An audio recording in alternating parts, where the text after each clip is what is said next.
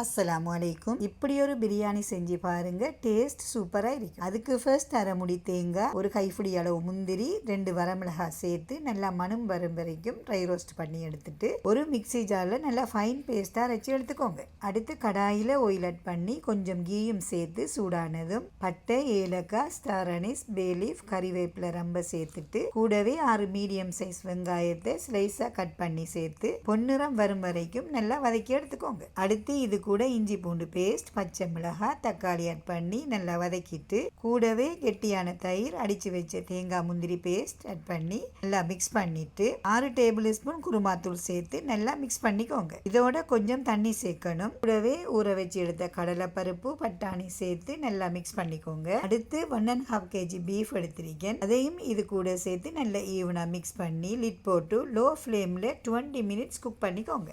20 minutes ஆனதும் 1 kilo ரைஸை 10 நிமிஷம் கழுவி ஊற வச்சிருக்கேன். அதை இது கூட சேர்த்து மிக்ஸ் பண்ணிக்கோங்க. அடுத்து நல்லா கொதி வந்ததும் லிட் போட்டு 15 மினிட்ஸ் லோ ஃப்ளேமில் வச்சு குக் பண்ணி எடுத்தா நம்மளோட பிரியாணி ரெடி. வாவ், கமகமண்டு வாசம் தூக்கலாக இருக்கு. இப்படி ரைஸ் உடையாமல் நல்லா கிளறி எடுத்து மேலாப்பில் கொஞ்சம் கீ ஆட் பண்ணி ஒரு 5 மினிட்ஸ் லிட் பண்ணி குக் பண்ணிக்கோங்க. கண்டிப்பாக நீங்களும் ட்ரை பண்ணி பாருங்கள். அப்படியே நம்ம சேனலையும் மறக்காமல் ஃபாலோ பண்ணுங்க.